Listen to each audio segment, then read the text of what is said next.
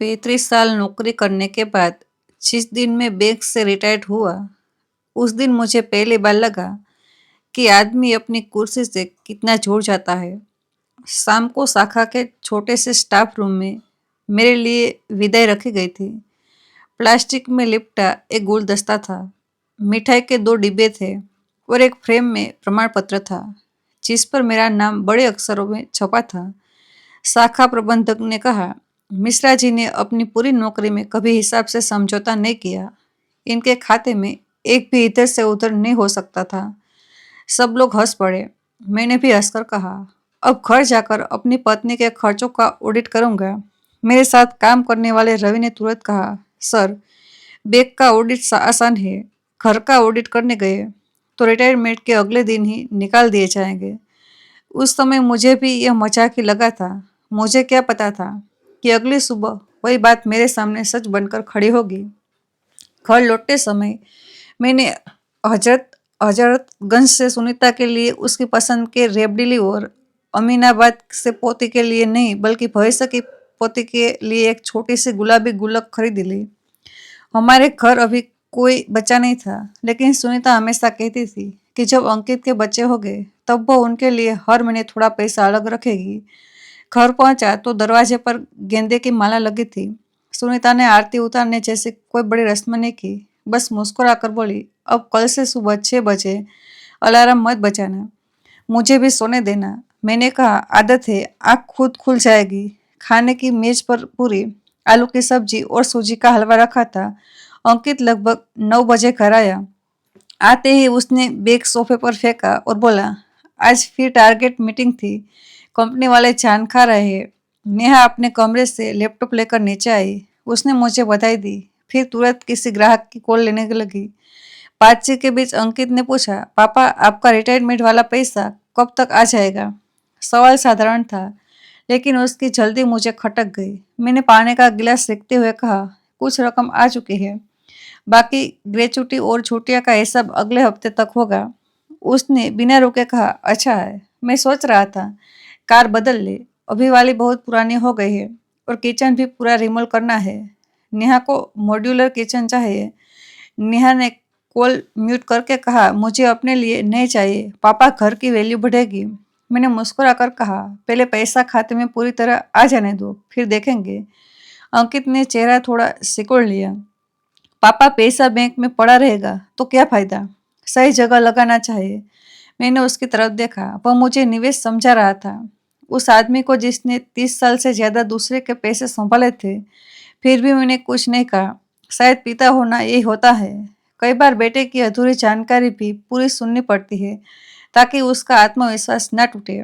खाना खत्म होने के बाद सुनीता बर्तन समेट रही थी। मैंने मदद के लिए प्लेट उठाई तो उसने धीमी आवाज में कहा, तुम्हें एक बात बतानी है। मैं उसके पीछे रसोई में गया। उसने नल चलाया ताकि बाहर हमारी बात साफ न सुनाई दे। बोली, अंकित पिछले कुछ दिनों से खर्चों को लेकर बहुत बोल रहा है। कहता है अब घर उसी की कमाई से चलता है। मैंने कहा, बिजली का बिल और राशन दे रहा है तो थोड़ा दबाव होगा, नौकरी भी प्राइवेट है। सुनीता ने मेरी तरफ सीधे देखा, सिर्फ खर्च की बात नहीं है। नेहा कह रही थी, ऊपर वाला कमरा खाली करवा दो, तुम्हारी फाइलें कबाड़ जैसी लगती है उसे। मुझे हंसी आ गई। फाइलें कबाड़ नहीं है, आधी जिंदगी का हिसाब है उनमें। सुनीता नहीं हंसी, बोली, मैं मजाक नहीं कर रही। दोनों कुछ सोच रहे थे। मैंने उसका हाथ दबाकर कहा, घर में 4 लोग हैं, छोटी मोटी बात होती रहती है, तुम ज्यादा मत सोचो। ये मेरी सबसे पुरानी गलती थी, हर अपमान को छोटी बात मान लेना और हर चेतावनी को घर की शांति के नाम पर टाल देना। कभी कभी हम परिवार बचाते बचाते अपने इस सम्मान को धीरे धीरे कमजोर कर देते हैं।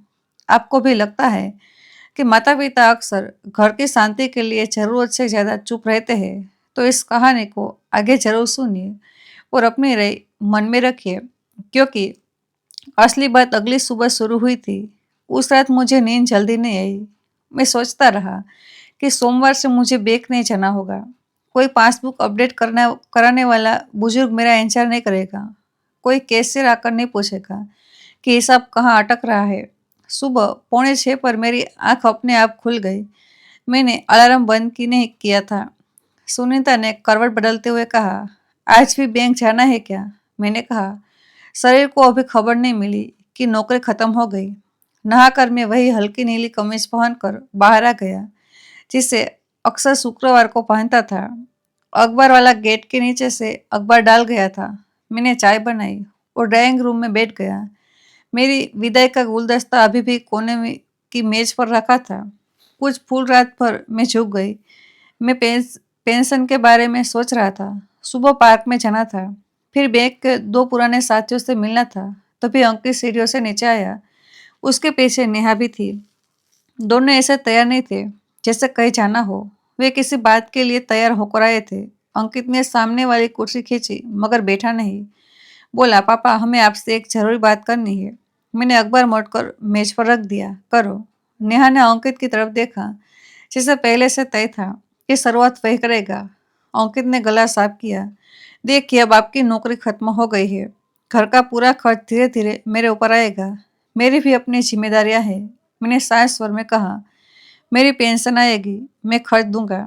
उसने तुरंत कहा, सिर्फ पैसे की बात नहीं है। नेहा बीच में बोली, हमें थोड़ी प्राइवेसी भी चाहिए। हर चीज के लिए पूछना पड़ता है।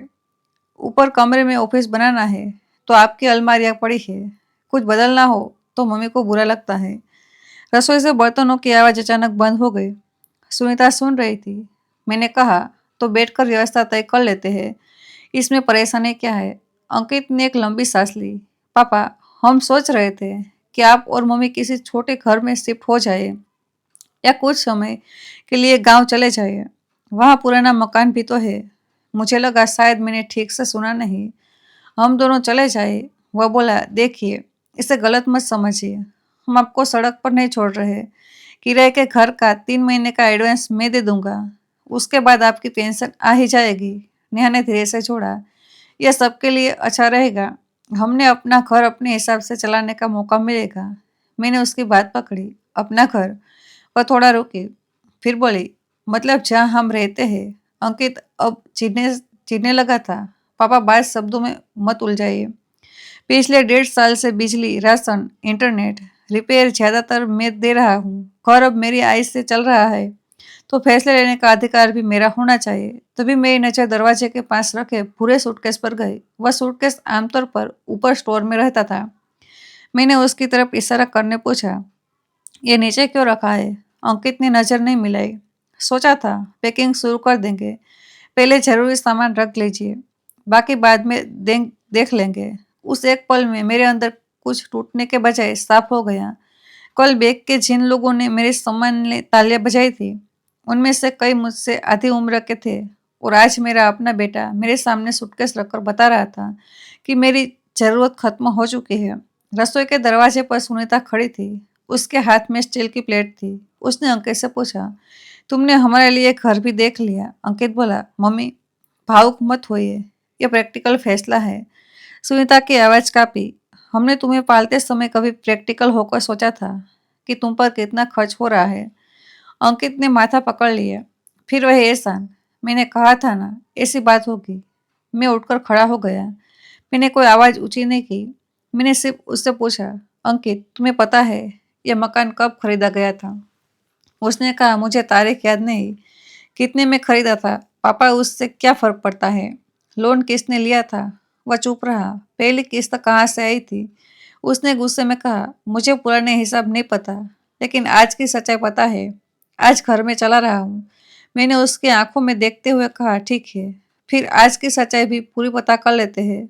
मैं चाय का कप उठाकर रसोई में ले गया, सीख पे रखा और बोला, मुझे 1 घंटे दो, उसके बाद हम सब मेज पर बैठेंगे। अंकित ने कहा, पापा इसमें सोचने जैसा क्या है? मैंने पलट कर जवाब दिया, तुमने हमारे जाने का फैसला करने में जितना समय लिया होगा, उससे कम समय में मैं जवाब दे दूंगा।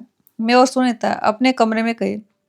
दरवाजा बंद होते ही वह रो पड़ी। बोली, क्या हम सच में उनके लिए बोझ हो गए? मैंने पहली बार उससे बिना झूठी तसल्ली दिए जवाब दिया, शायद बोझ नहीं, लेकिन उन्होंने हमें कमजोर जरूर समझ लिया है। मैंने लोहे की पुरानी अलमारी की चाबी निकाली। नीचे वाले खाने में कपड़ों के पीछे लाल कपड़े में लिपटी एक फाइल रखी थी। उसके साथ भूरे लिफाफे, पुरानी पासबुक, लोन की रसीदें और नगर निगम की पर्चियां थी। मैंने सब बाहर निकाला और बिस्तर पर रखा। सुनीता ने आंसू पोंछते हुए पूछा, क्या करोगे? मैंने फाइल खोली। सबसे ऊपर मकान की मूल रजिस्ट्री थी। मालिक के नाम वाली जगह पर साफ साफ मेरा नाम लिखा था।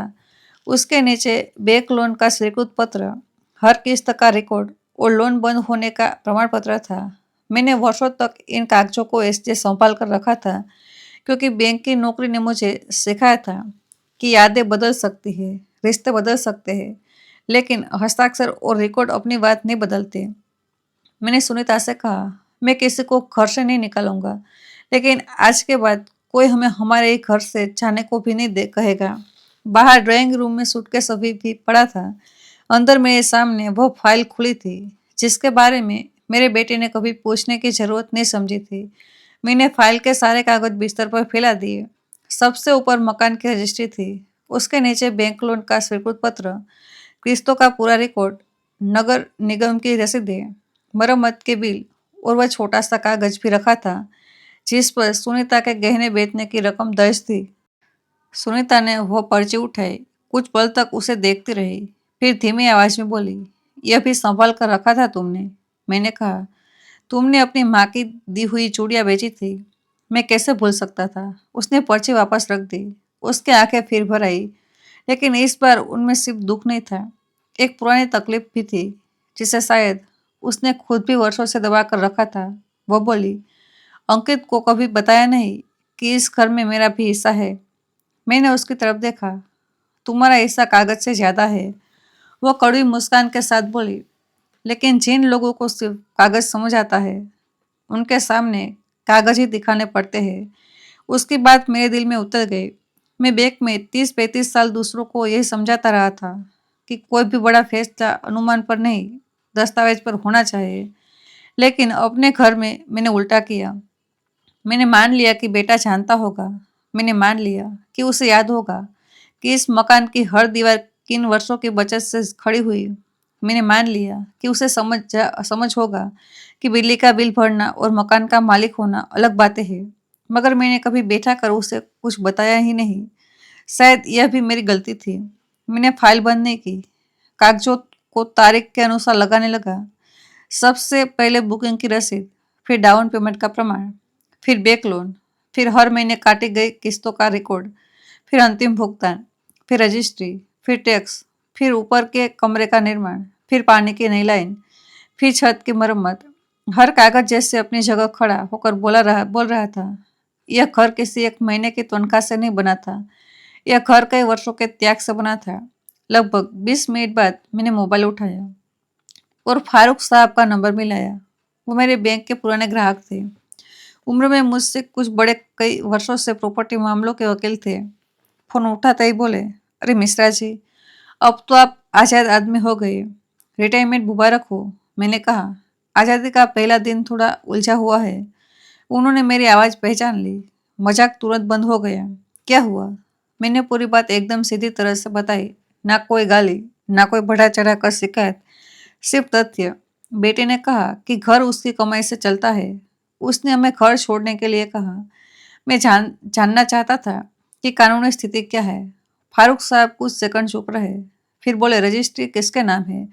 मेरे कोई गिफ्ट डीड नहीं, कोई शेयर ट्रांसफर नहीं, पावर ऑफ अटर्नी नहीं, किसी समझौते पर हस्ताक्षर नहीं। उन्होंने कहा, तो सामान्य रूप से मालिक आप ही है।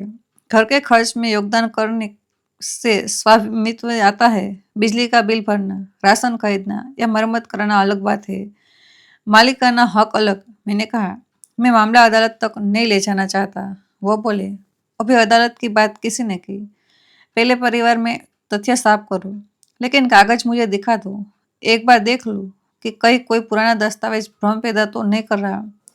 मैंने मिलने का समय मांगा। उन्होंने कहा, 11 बजे आ जाइए। मैंने घड़ी देखी, अभी 7:50 हुए थे। बाहर से अंकित की आवाज़ आई, पापा कब तक बात करेंगे? मैंने दरवाजा खोला और कहा, दोपहर तक। वो नाराज हो गया, इतनी बड़ी क्या जांच करनी है? मैंने कहा, जब किसी को घर छोड़ने के लिए कहा जाता है तो जांच बड़ी ही होती है। निया सीढ़ियों के पास खड़ी थी। उसने कहा, हमने कोई अपराध नहीं किया, सिर्फ रहने की व्यवस्था पर बात की है। मैंने उसकी तरफ देखा। व्यवस्था पर बात तब होती है जब उसकी राय ली जाए। फैसला सुनाकर सूटकेस रख देना व्यवस्था नहीं होता। वह कुछ नहीं बोली। मैंने कागज एक पुराने चमड़े के बैग में रखे। सुनीता ने पूछा, मैं चलूं? नहीं, तुम घर पर रहो, किसी बहस में मत पड़ना। वो बोली, अभी उन्हें बचा रहे हैं। मैंने कहा, नहीं, मैं चाहता हूँ कि अगली बात गुस्से में नहीं, तैयारी से हो। मैं घर से निकला तो सुबह की धूप अभी हल्की थी। गली में दूध वाले की मोटरसाइकिल खड़ी थी। सामने शर्मा जी अपने पौधों में पानी दे रहे थे। उन्होंने मुझे देखकर कहा, अरे रिटायर्ड साहब, आज तो आराम होना चाहिए। मैं मुस्कुराया। आराम की फाइलें अभी खुली नहीं है। उन्होंने हंसकर बात टाल दी। मुझे अच्छा लगा कि बाहर की दुनिया भी सामान्य थी। कभी कभी घर के अंदर का तूफान इतना निजी होता है कि पड़ोस की हवा तक नहीं हिलती। फारूक साहब का दफ्तर पुराने लखनऊ की एक संकरी गली में था। ऊपर जाने वाली सीढ़ियों पर धूम जमी थी। दीवार पर जमीन के मामलों के पुराने विज्ञापन लगे थे। कमरे में एक लोहे की अलमारी, दो कुर्सियां, एक पुराना कंप्यूटर और कानूनी किताबों की 3 कतारें थी। उन्होंने मेरा बैग लिया और एक एक कागज देखने लगे। उनकी उंगलियां धीमी थी मगर नजर तेज। उन्होंने रजिस्ट्री देखी, फिर लोन का रिकॉर्ड, फिर टैक्स की रसीद, फिर पूछा, कभी बेटे के नाम करने की बात हुई थी? मैंने कहा, बात परिवार में हुई थी। मैंने कहा था, हमारे बाद उसी को मिलेगा, लेकिन कोई रजिस्टर कागज नहीं बना। उन्होंने फाइल में एक पुराना ड्राफ्ट निकाला। मैं उसे देखकर चौंक गया। कुछ साल पहले मुझे अस्पताल में भर्ती होना पड़ा था। उसी समय मैंने एक पारिवारिक व्यवस्था का प्रारूप बनाया था। उसमें लिखा था कि मेरी और सुनीता के मृत्यु के बाद मकान अंकित को दिया जा सकता है, लेकिन वह सिर्फ मसौदा था। ना हस्ताक्षर पूरे थे, ना रजिस्ट्रेशन हुआ था। फारूक साहब बोले, संभव है उसने यह सुना हो और मान लिया हो कि घर अभी से उसका है। मैंने कहा, मैंने उससे कभी ऐसा नहीं कहा, लेकिन कई बच्चे बाद में मिलेगा को मेरा है समझ लेते हैं। उन्होंने चश्मा उतारकर मेज पर रखा। कानून की स्थिति साफ है।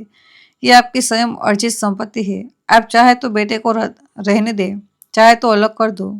वह सिर्फ खर्च देने के आधार पर मालिक नहीं बन सकता। मैंने पूछा, अगर मैं उसे निकालना ना चाहूँ तो वह थोड़ा आगे झुके तो सीमा तय कीजिए। अभी आपकी सबसे बड़ी समस्या स्वामित्व नहीं, अधिकार की भाषा है। आपका बेटा खर्च को नियंत्रण समझ रहा है, बहू प्राइवेसी को मालिकाना अधिकार समझ रही है, और आप शांति को चुप्पी समझते रहे। ये बात सुनकर मैं कुछ क्षण चुप रहा। उन्होंने एक कागज खींचा और लिखना शुरू किया। एक घरेलू समझौता बनाइए। कानूनी अनुबंध नहीं, लेकिन लिखित व्यवस्था। खर्च कौन देगा? कौन सा कमरा किस उपयोग में होगा? मरम्मत कौन तय करेगा? मेहमानों, प्राइवेसी और घरेलू काम की सीमा क्या होगी? और सबसे जरूरी, कोई किसी को घर से निकालने की धमकी नहीं देगा। मैंने कहा, क्या इससे रिश्ता ठीक हो जाएगा?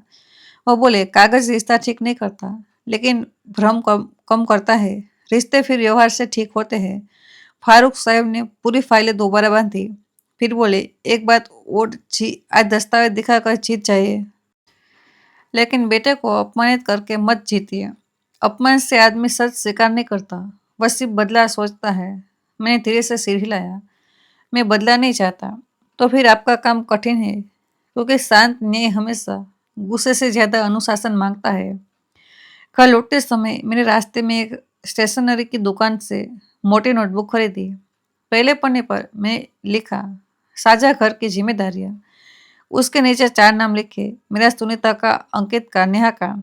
फिर खर्चा की सूची बनाई। राशन, बिजली, गैस, इंटरनेट, मरम्मत, दवा, घरेलू सहायता। मैंने किसी के सामने रकम छोटी या बड़ी दिखाने की कोशिश नहीं की। मुझे सच्चाई चाहिए थी।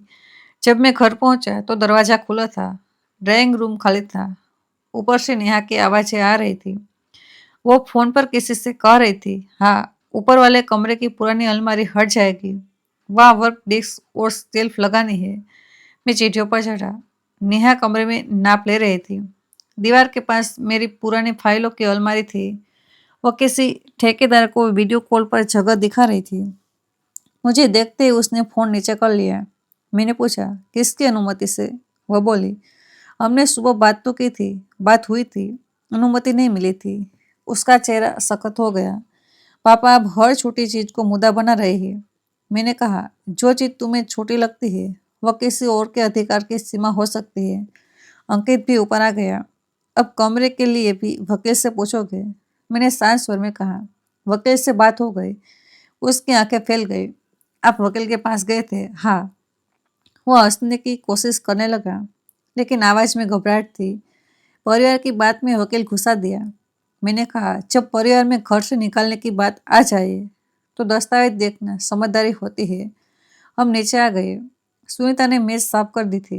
मैंने चमड़े का बैग रखा, फिर एक एक करके कागज निकालने लगा। सबसे पहले रजिस्ट्री, फिर लोन का रिकॉर्ड, फिर टैक्स की रसीदें, फिर मरम्मत के बिल।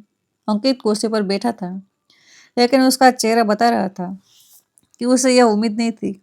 नेहा ने हाथ बांधे रखे थे। मैंने रजिस्ट्री उसके सामने रखी। पढ़ो। अंकित बोला, मुझे पता है यह आपके नाम होगी। मैंने कहा, सुबह तुम्हें यह जानना जरूर नहीं लगा था। उसने कागज उठाया, मालिक के नाम वाली जगह पे थी, फिर नीचे रख दिया। मैंने पूछा, क्या तुम्हारा नाम कहीं है? नहीं। क्या किसी गिफ्ट डीड में मैंने यह घर तुम्हें दिया? नहीं। क्या किसी समझौते में तुम्हारी हिस्सेदारी दर्ज है? नहीं। वह चेटकर बोला, लेकिन मैं खर्च देता हूँ। मैंने नोटबुक खोली। ठीक है, खर्च की बात करते हैं। मैंने पिछले 6 महीने के बिजली बिल सामने रखे, फिर राशन का औसत, फिर इंटरनेट, फिर गैस, फिर मरम्मत। मैंने उसकी रकम को कम नहीं बताया। कहा, तुम्हारा योगदान महत्वपूर्ण है, लेकिन योगदान स्वामित्व नहीं होता। वह बोला, बिना मेरे घर कैसे चलता? मैंने कहा, मेरी पेंशन अगले महीने से नियमित आएगी। मेरे पास फिक्स डिपॉजिट है, मेडिकल फंड अलग। तुमने बिल इसलिए दिए क्योंकि मैं चाहता था कि तुम जिम्मेदारी सीखो, इसलिए नहीं कि मैं असहाय था। उसके चेहरे का रंग बदल गया। शायद पहली बार उसे समझ आया कि उसने मेरी आर्थिक स्थिति के बारे में सिर्फ अनुमान लगाया था। नेहा बोली, हमने यह नहीं कहा कि आप असहाय है, बस यह घर अब हमारी ज़रूरतों के हिसाब से चलना चाहिए। मैंने उसकी तरफ देखा। हम हमारी में कौन कौन आता है? वह चुप रही। मैंने कहा, तुम दोनों को प्राइवेसी चाहिए, ये उचित है, लेकिन प्राइवेसी का मतलब यह नहीं कि बाकी लोग घर छोड़ दें। फिर मैंने वह छोटी पर्ची सुनीता की तरफ सरका दी। वह कुछ क्षण चुप रही, फिर खुद बोलने लगी, ये मेरा गहनों की रसीद है। अंकित ने माँ की तरफ देखा। सुनीता बोली, घर की पहली बड़ी रकम में मेरी चूड़ियाँ गई थी, तुम्हारी नानी ने दी थी। मैंने बेची क्योंकि उस समय तुम्हारे पापा की तनख्वाह से डाउन पेमेंट पूरी नहीं हो रही थी। अंकित ने धीमी आवाज में कहा, मुझे नहीं पता था। सुनीता का स्वर सख्त हो गया। तुमने कभी पूछा भी नहीं? कमरे में अचानक भारी चुप्पी छा गई। वह आगे बोली, जब लोन की किस्त चल रही थी, मैंने अपने इलाज टाले, नई साड़ियाँ नहीं खरीदी, हर महीने खर्च बचाया। तुमने बिजली का बिल देना शुरू किया और तुम्हें लगा घर तुम्हारा हो गया। मैंने अपना गहना दिया, फिर भी मैंने कभी नहीं कहा कि घर सिर्फ मेरा है। नेहा ने नजरें नीचे कर ली। ये बात शायद उसे सीधी लगी थी, क्योंकि वह भी एक महिला थी। वह समझ सकती थी कि घर में किए गए कई योगदान कभी वेतन के पर्चे पर नहीं आते। मैंने नोटबुक उनके सामने रखी। मैं किसी को निकालने नहीं चाह रहा, लेकिन आज से नियम स्पष्ट हो गए। अंकित ने तुरंत कहा, मतलब अब हम किराएदार हैं, नहीं परिवार हो। लेकिन परिवार होने का मतलब अधिकार बिना सीमा के नहीं होता। मैंने पहला नियम पढ़ा, घर की साझा जरूरतों का खर्च चारों की आर्थिक क्षमता के अनुसार तय होगा। दूसरा नियम, कोई बड़ा बदलाव बिना चर्चा के नहीं होगा। तीसरा, ऊपर का कमरा नेहा ऑफिस के लिए इस्तेमाल कर सकती है, लेकिन मेरी फाइलें मेरी अनुमति के बिना नहीं हटेगी। चौथा, सुनीता घर की नौकरानी नहीं है, काम बांटा जाएगा या मदद रखी जाएगी। नेहा ने पहली बार सीधे मेरी तरफ देखा। मैंने आगे पढ़ा, हर व्यक्ति की प्राइवेसी का सम्मान होगा, लेकिन कोई किसी के आने जाने, मेहमान या रोजमर्रा मर्रा की स्वतंत्रता पर एक तरफा नियंत्रण नहीं करेगा। फिर अंतिम नियम, किसी बहस में घर छोड़ने, निकालने या संपत्ति छीनने की धमकी नहीं दी जाएगी। अंकित कुर्सी से पीछे टिक गया। उसकी आंखें सूटकेस की तरफ गई। वही सूटकेस अभी भी दरवाजे के पास रखा था। मैंने कहा, तुम दोनों के पास दो विकल्प है, इस घर में समान और स्पष्ट जिम्मेदारियों के साथ रहो या स्वतंत्र घर लेकर अपने नियमों से रहो। दोनों विकल्प ठीक है। नेहा ने पूछा, और यह घर? मैंने कहा, यह घर अभी मेरे नाम है, भविष्य का फैसला मैं और तुम्हारी माँ करेंगे। किसी उम्मीद को वर्तमान अधिकार मत समझो। अंकित का चेहरा तमतमा गया। तो आप हमें धमका रहे हैं कि घर नहीं दोगे? मैंने उसकी तरफ सीधा देखा। नहीं, मैं बता रहा हूँ कि किसी का भविष्य का अधिकार तय नहीं है और माता पिता की संपत्ति पर दावा, सेवा, सम्मान और कानून से अलग नहीं हो सकता। वह खड़ा हो गया। इतने साल हमने यहाँ रहकर किया क्या किया? क्या हम बाहर वाले हैं? मैं भी खड़ा हुआ, लेकिन आवाज नहीं बदली। सुबह जब तुमने सूटकेस रखा था, तब किसे बाहर वाला बनाया था? उसके पास जवाब नहीं था। सुनीता ने कहा, आज कोई फैसला मत करो, सब 24 घंटे सोचो। नेहा ने अंकित का हाथ पकड़ा। दोनों ऊपर चले गए। सीढ़ियों पर जाते समय अंकित ने एक बार पीछे मुड़कर देखा। उसकी नजर रजिस्ट्री पर नहीं थी, वो उस पूरे सूटकेस पर थी जो सुबह उसने मेरे लिए नीचे रखा था। और शायद पहली बार उसे समझ आया था कि उस घर से जाने का अधिकार उसने खुद अपने हाथ में मान लिया था, लेकिन वह अधिकार कभी उसके पास था ही नहीं। मैंने सारे कागज फिर से समेटे। सुनीता ने पूछा, तुमने आज उन्हें रोक क्यों दिया? चाहते तो उसी समय कह सकते थे कि चला जाओ। मैंने फाइल बंद की। घर से निकाल देना आसान होता, समझाना कठिन है, वो बोली। और अगर वे ना समझे, मैंने उत्तर दिया, तो फिर अगला फैसला भी शांत होगा, लेकिन इस बार हमारे डर से नहीं।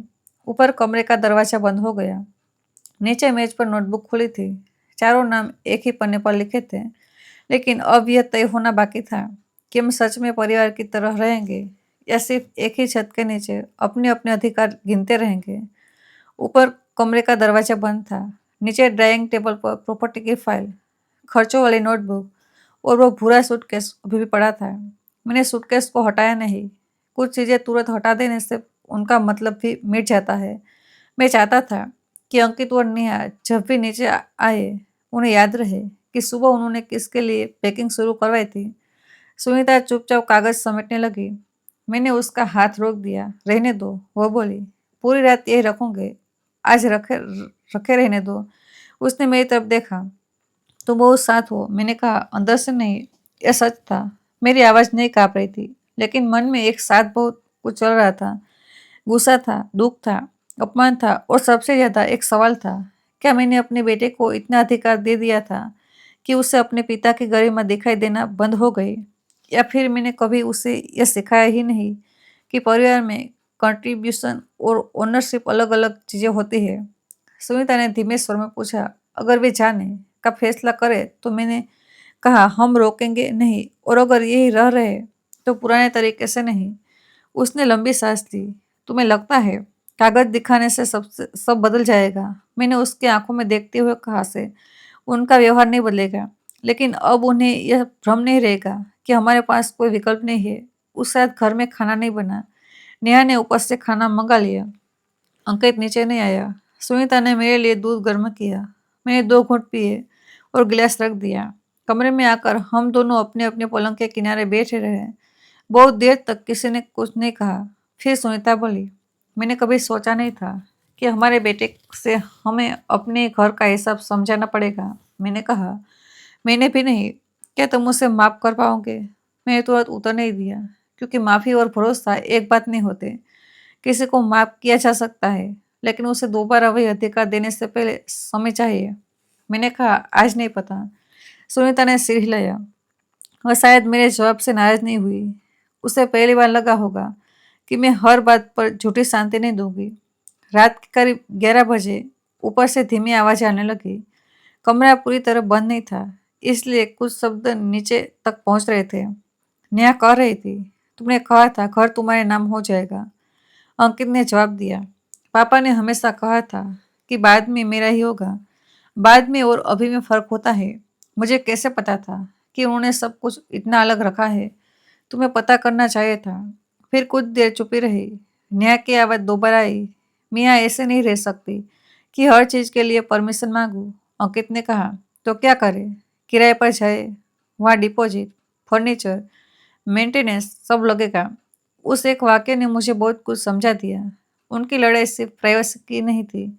उनका पूरा फ्यूचर प्लान इस धारणा पर बना था कि यह मकान आखिरकार उनका है। शायद इसी वजह से उन्होंने अपने घर के लिए बचत नहीं की। शायद इसी वजह से हर रेनोवेशन को इन्वेस्टमेंट समझते रहे। और शायद इसी वजह से उन्हें लगा कि रिटायरमेंट के बाद हमें हटाना प्रैक्टिकल होगा। मैंने करवट बदली। मुझे दर्द हुआ, लेकिन एक नई स्पष्टता भी मिली। जिस इनहेरिटेंस की कोई गारंटी नहीं थी, उन्होंने उससे पहले ही सब अपनी संपत्ति मान लिया था। अगली सुबह कोई भी जल्दी नहीं उठा। मैं पौने 6 पर जागा, लेकिन बाहर नहीं गया। पहली बार मैंने खुद को बिस्तर पर थोड़ा और लेटे रहने दिया। करीब 8 बजे अंकित नीचे आया। उसने सूटकेस देखा, फिर मेरी तरफ देखा। मैं डाइनिंग टेबल पर वही नोटबुक लेकर बैठा था। वह कुर्सी पर बैठ गया। कुछ पल बाद नेहा भी आई। सुनीता रसोई से चाय लेकर आ गई। किसी ने चाय की तारीफ नहीं की, किसी ने सामान्य बात शुरू नहीं की। अंकित ने कहा, कल जो हुआ वो गुस्से में हुआ था। मैंने पूछा, कौन सी बात? वो असहज हो गया। वही आपको जानने के लिए कहना। सूटकेस भी गुस्से में नीचे आया था। उसने नजरें झुका ली। हमने पहले से बात की थी, तो फिर वह गुस्सा नहीं था, वह प्लान था। नेहा ने बीच में कहा, हमने आपको अपमानित करने के लिए नहीं किया था। मैंने उसकी तरफ देखा। किसी के उसके घर से जाने को कहना और उसका सामान पैक करने के लिए सूटकेस रखना, ये अपमान नहीं तो क्या है? वह चुप हो गई। अंकित बोला, ठीक है, गलती हुई। अब इस बात को खत्म करते हैं। मैंने नोटबुक बंद कर दी। बात खत्म करने के लिए गलती को छोटा मत बनाओ। उसकी आवाज़ थोड़ी तेज हो गई। मैंने माफ़ी तो मांगी। तुमने कहा, गुस्से में हुआ। ये माफ़ी नहीं, कारण है। कमरे में फिर सन्नाटा छा गया।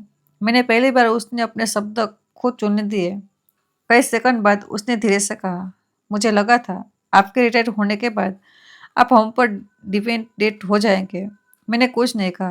वो आगे बोला, मैंने बिल्स देना शुरू किया तो मुझे लगा मैं ही सब संभाल रहा हूँ। दोस्तों से भी यही सुनता था कि शादी के बाद अपना कंट्रोल होना चाहिए। नेहा को प्राइवेसी चाहिए थी। मुझे लगा सबसे आसान यही होगा कि आप और मम्मी किसी छोटे पर घर में शिफ्ट हो जाइए। सुनीता ने पूछा, सब आसान किसके लिए? अंकित के पास तुरंत जवाब नहीं था। फिर बोला, हमारे लिए। सुनीता ने कहा, कम से कम अब सच बोल रहे हो। अंकित की आंखें भर नहीं रही थी। वह रो नहीं रहा था, लेकिन पहली बार उसकी आवाज़ में वो कॉन्फिडेंस नहीं था जो पिछले दिन था। उसने कहा, मैंने ये नहीं सोचा कि आपको कैसा लगेगा। मैंने कहा, यही समस्या थी। तुमने सोचा ही नहीं कि हम भी इस घर में अधिकार और भावना रखने वाले लोग हैं। उसने सिर झुका लिया। मुझे माफ कर दीजिए। मैंने तुरंत नहीं कहा कि कोई बात नहीं, क्योंकि बात थी, बहुत बड़ी बात थी। मैंने कहा, माफी सुन ली, भरोसा समय लेगा। उसने मेरी तरफ देखा।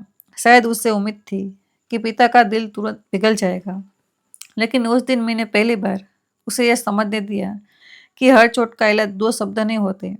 नेहा ने सुनीता की तरफ देखा। उसकी आवाज़ धीमी थी, मम्मी मैंने भी गलत किया। सुनीता चुप रही। नेहा ने कहा, मुझे लगता था इस घर में मेरी कोई जगह नहीं है। हर बार कोई चीज़ बदलने पर आप पूछती थी। मैं देर से उठूं तो आपको बुरा लगता था। बाहर का खाना मंगाऊं तो आप कहती थी, घर का खाना खराब है क्या? मेरे को आए तो मैं टेंशन में रहती थी। सुनीता ने कहा, तुमने कभी ठीक से बताया? कई बार कोशिश की। शिकायत करना और बात करना अलग है। नेहा ने सिर हिलाया। शायद मैंने बात करने के बजाय अंकित को भड़काया। अंकित ने तुरंत उसकी तरफ देखा, लेकिन वह रुकी नहीं। और मैंने यह भी मान लिया कि यह घर आगे चलकर हमारा है। इसलिए मुझे लगा बदलाव का अधिकार भी हमारा है। सुनीता ने कहा, तुम्हें प्राइवेसी चाहिए, यह गलत नहीं, लेकिन प्राइवेसी पाने के लिए किसी और की जगह छीनना गलत है। नेहा ने पहली बार साफ शब्दों में कहा, हाँ गलत था। सुनीता ने चाय का कप उसकी तरफ बढ़ाया। यह माफी की पूरी स्वीकृति नहीं थी, लेकिन बातचीत बंद भी नहीं हुई। मैंने नोटबुक दोबारा खोली। अब प्रैक्टिकल बात करते हैं। अंकित ने मेरी तरफ देखा। मैंने कहा, तुम दोनों यहाँ रहना चाहते हो तो रह सकते हो, लेकिन लिखित व्यवस्था होगी। वह थोड़ा असहज हुआ। परिवार में लिखित? कल तक तुम भी प्रैक्टिकल बन रहे थे। उसने कुछ नहीं कहा। मैंने पहला पॉइंट पढ़ा। हर महीने शेष एक्सपेंसेस 4 हिस्सों में नहीं, इनकम के अनुसार बांटे जाएंगे। मैं और सुनीता भी पेंशन से योगदान देंगे। तुम दोनों भी दोगे, ताकि किसी को यह ना लगे कि अकेला वही घर चला रहा है। अंकित ने सिर हिलाया। दूसरा पॉइंट, ऊपर का कमरा नेहा का ऑफिस रहेगा। ऑफिस आवर्स में कोई बिना नॉक किए अंदर नहीं आएगा जाएगा। सुनीता ने नेहा की तरफ देखा। ठीक है। तीसरा पॉइंट, मेरी फाइल्स नई लॉक कवर्ट में शिफ्ट होगी। उन्हें कबाट नहीं कहा जाएगा और बिना पूछे कुछ नहीं हटेगा। नेहा बोली, ठीक है। चौथा पॉइंट, रसोई और हाउस होल्ड वर्क सिर्फ सुनीता की जिम्मेदारी नहीं होगा, काम बांटा जाएगा। जरूरत पड़े तो पार्ट टाइम हेल्पर रखेंगे जिसका खर्च सेट होगा। इस बार सुनीता ने मेरी तरफ देखा। उसके चेहरे पर हल्का सा आश्चर्य था। शायद उसे लगा नहीं था कि मैं ये बात सामने रखूंगा। नेहा ने कहा, मैं हेल्पर के खर्च में दूंगी। पांचवा पॉइंट को बड़ा रेनोवेशन और ओनर की परमिशन और सबकी चर्चा के बिना नहीं होगा। अंकित ने पूछा, ओनर मतलब आप? मैंने शांत स्वर में कहा, कागज के अनुसार हाँ। उसने हल्का सा सिर झुका लिया। छठा पॉइंट, घर छोड़ने निकालने या इन्हें हेरिटेज रोकने की धमकी कोई किसी को नहीं देगा। नेहा ने पूछा, तो इन्हें हेरिटेज का क्या होगा? मैंने नोटबुक बंद कर दी। मेरी और सुनीता की जिंदगी पहले सुरक्षित होगी, उसके बाद जो सही लगेगा वो होगा। अंकित बोला, क्या आप घर किसी और को दे सकते हैं? कानूनी रूप से दे सकता हूँ। उसके चेहरे पर चिंता साफ दिखी। मैंने आगे कहा, लेकिन आज मैं किसी को कुछ देने या रोकने का फैसला नहीं कर रहा। मैं सिर्फ इतना कह रहा हूँ कि फ्यूचर इनहेरिटेंस को प्रेजेंट ओनरशिप मत समझो। वह चुप रहा। मैंने जानबूझकर अपनी वसीयत की पूरी बात नहीं बताई। मैं नहीं चाहता था कि उनका व्यवहार प्रॉपर्टी पाने की स्ट्रेटजी बन जाए। मैं चाहता था कि उनका व्यवहार उनके कैरेक्टर से आए। उस दोपहर में फिर फारूक साहब से मिला। इस बार सुनीता भी साथ थी। हमने विल अपडेट करवाई। उसमें साफ लिखा गया कि जब तक सुनीता जीवित रहेगी, हाउस पर उसके रहने की पूरी सुरक्षा होगी। कोई उसे बेचने, हटाने या ट्रांसफर के लिए मजबूर नहीं करेगा। उसके बाद प्रॉपर्टी का निर्णय मेरे निर्देश के अनुसार होगा। मैंने फारूक साहब से कहा, मैं बेटे को पूरी डिटेल नहीं बताना चाहता। उन्होंने कहा, ठीक है। वसीयत डराने का कागज नहीं होती, सुरक्षा का कागज होती है। घर लौटकर हमने अंकित और नेहा को 6 महीने का समय दिया। वे चाहे तो नए रूल्स के साथ हमारे साथ रहे या अपनी सेविंग्स बनाकर अलग घर ले ले। पहले कुछ हफ्ते आसान नहीं थे। अंकित जरूरत से ज़्यादा फॉर्मल हो गया। हर बिल की रिसिप्ट मुझे भेजता। मैंने कहा, यह अकाउंटिंग नहीं, ट्रांसपेरेंसी है। हर छोटी चीज़ का प्रूफ मत दो। नेहा सुनीता को मम्मी कहती रही, लेकिन उनके बीच दूरी थी। सुनीता उसके कमरे में जाने से पहले 3 बार नॉक करती। नेहा शुरुआत में हर बात पर कहती, मैं अपना हिस्सा दे दूंगी। मैं समझ सकता था। हम सब एक नए संतुलन को सीख रहे थे। बदलाव सिर्फ नियम लिख देने से नहीं आता। पुरानी आदतें धीरे धीरे हटती है। एक दिन सुनीता की तबीयत खराब हुई। पहले वो हमेशा कहती थी, ठीक हो जाएगा, लेकिन इस बार मैंने अपॉइंटमेंट लिया। नेहा ने अपना ऑफिस शिफ्ट बदलकर उसे डॉक्टर के पास ले जाने की पेशकश की। सुनीता ने पहले मना किया, फिर मान गई। शाम को दोनों साथ लौटी। नेहा दवाइयों का पैकेट पकड़ थी। सुनीता ने बस इतना कहा, रास्ते में मेरे लिए नारियल पानी भी लिया। यह छोटा सा वाक्य था, लेकिन घर के अंदर जमी बर्फ में पहली दरार वही थी। मैंने भी रिटायरमेंट को खालीपन नहीं बनने दिया। मैं रिटायर्ड बैंक एम्प्लॉयज एसोसिएशन से जुड़ गया। सप्ताह में 2 दिन पेंशन फॉर्म्स भरने में बुजुर्गों की मदद करता। एक बार एक बुजुर्ग महिला फ्रॉड लोन के मामले में मेरे पास आई। उसके बेटे ने उसके डॉक्यूमेंट्स इस्तेमाल करने करके लोन लिया था। मैंने उसकी कंप्लेंट तैयार करवाई। उस दिन घर लौटते समय मुझे लगा कि मेरी यूजफुलनेस नौकरी के साथ खत्म नहीं हुई थी, वह सिर्फ बदल गई थी। अंकित भी धीरे धीरे बदल रहा था। एक शाम एक शाम वह मेरे पास आया और बोला, पापा, मैं मंथली बजट ठीक से बनाना चाहता हूँ। मैंने पूछा, कार अपग्रेड? वो हल्का सा मुस्कुराया, अभी नहीं। मैंने उसके साथ बैठकर उसकी इनकम, एसेट लिस्ट, ईएमआई और सेविंग्स देखी। तभी मुझे पता चला कि उसकी सैलरी उतनी स्टेबल नहीं थी जितनी वह दिखाता था। कई महीने टारगेट्स पूरे ना होने पर इंसेंटिव कम हो जाता था। उसके ऊपर पर्सनल लोन भी था। मैंने पूछा, बताया क्यों नहीं? वो बोला, मुझे लगा आप कहेंगे कि मैं पैसे नहीं संभाल सकता। मैंने कहा, तुम्हें यह साबित करने के लिए हमें घर से निकालने की जरूरत नहीं थी कि तुम कंट्रोल में हो। उसने नजरें झुका ली, फिर बोला, मुझे पता है। 4 महीने बाद अंकित और नेहा ने खुद किराए का घर देखना शुरू किया। इस बार बात छिपा कर नहीं हुई। उन्होंने हमें 3 फ्लैट दिखाई। एक बहुत महंगा था, एक ऑफिस से बहुत दूर, तीसरा छोटा था, लेकिन उनके इनकम के हिसाब से ठीक।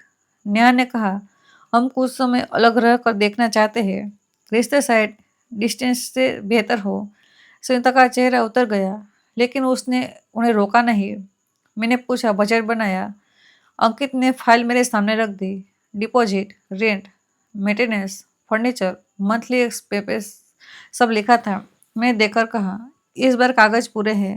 वो हल्का सा हंसा। आप आपसे सीखा है। मूविंग वाले दिन वही पूरा सूटकेस फिर नीचे आया। कुछ महीनों पहले वही सूटकेस मेरे लिए रखा गया था। उस दिन अंकित उसे खुद उठा रहा था। मैं दरवाजे के पास खड़ा था। उसने सूटकेस केब में रखा, फिर मेरी तरफ आया। पापा, डिपॉजिट का इंतजाम हो गया है, लेकिन अगर आप थोड़ा हेल्प। उसने वाक्य पूरा नहीं किया। मैंने इन्वॉल्व उसे दिया। यह गिफ्ट है, लोन नहीं। वो बोला, इतना क्यों? इतना ही जितना मैं देना चाहता हूँ। बाकी तुम दोनों संभालोगे। नेहा ने सुनीता को गले लगाया।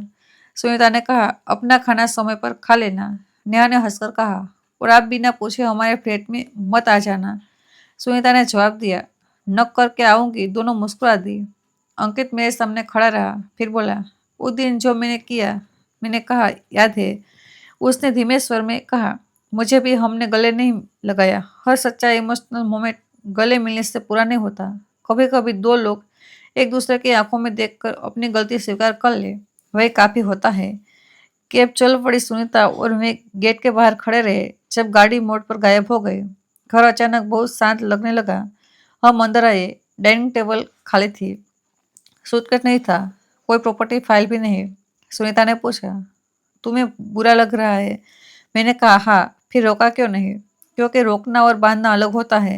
वो कुछ देर चुप रही, फिर बोली, उस दिन चाहते तो तुम उन्हें उसी समय घर से निकाल सकते थे। मैंने कहा, निकाल देता तो कुछ घंटों के लिए जीत जाता। और अब मैंने कमरे के चारों तरफ देखा। ये वही हाउस था, वही दीवारें, वही पुराना सोफा, वही फैमिली फोटोग्राफ्स। लेकिन अब इस घर में डर कम था। मैंने कहा, अब शायद हम सब ने कुछ सीखा है। सुनीता ने पूछा, क्या? मैंने जवाब दिया, पैसा देना कंट्रीब्यूशन है, फैसला लेना रिस्पॉन्सिबिलिटी है, और ओनरशिप सिर्फ ताकत नहीं, अकाउंटेबिलिटी है भी है। उस शाम में बालकनी में बैठा था। अंकित का फोन आया। उसने पूछा, पापा, गैस कनेक्शन ऑनलाइन ट्रांसफर कैसे होता है? मैं हंस पड़ा। इतने बड़े घर के मालिक बन गए और गैस कनेक्शन नहीं आता? वो भी हंसा। अभी टेनेंट हूँ, ओनर नहीं। मैंने कहा, फर्क याद रखना। उसने कहा, अब शायद जिंदगी भर याद रहेगा। मैंने कॉल काटा, फिर बेडरूम में गया। स्टील कबर्ड खोली, प्रॉपर्टी की फाइल वापस नीचे वाले खाने में रखी। इस बार मैंने उससे कपड़ों के पीछे नहीं छुपाया, सामने रखा, क्योंकि अब मुझे समझ आ गया था कि शांति बनाए रखने के लिए सच छिपाना जरूरी नहीं होता। सुनीता दरवाजे पर खड़ी थी। उसने पूछा, फाइल फिर रख दी? मैंने कबर्ड बंद किया। हाँ, अब जरूरत पड़ेगी। मैंने कहा, उम्मीद है नहीं। फिर कुछ सोच कर छोड़ा, लेकिन सामान सिर्फ उम्मीद पर नहीं छोड़ा जाता। मैंने उस दिन किसी से बदला नहीं लिया। मैंने बेटे का घर नहीं छीना, उसकी नौकरी का मजाक नहीं बनाया, रिश्तेदारों के सामने उसे अपमानित नहीं किया, पुलिस नहीं बुलाई, कोर्ट की धमकी नहीं दी। मैंने सिर्फ उसे वह सच्चाई दिखाई जिसे उसने कभी जानने की कोशिश नहीं की थी, और अपने घर में कुछ सीमाएं तय कर दी। लोग अक्सर समझते हैं कि शांत रहना कमजोरी है, लेकिन हर चुप आदमी कमजोर नहीं होता। कभी कभी वह सिर्फ सही समय पर सही कागज खोलना जानता है। मेरी असली जीत यह नहीं थी कि मकान मेरे नाम था। मेरी असली जीत यह थी कि उसके बाद किसी ने मेरी काइंडनेस को हेल्पलेसनेस समझने की हिम्मत नहीं की। तो दोस्तों, आपको यह कहानी कैसी लगी? अपने कमेंट बॉक्स में ज़रूर बताएं। और यह कहानी आप कहाँ कहाँ से देख रहे हैं, अपना और अपने शहर का नाम जरूर लिख भेजें। और कहानी पसंद आए तो वीडियो को लाइक, चैनल को सब्सक्राइब करना ना भूलें। मिलते हैं जल्दी एक नई कहानी के साथ। तब तक के लिए धन्यवाद।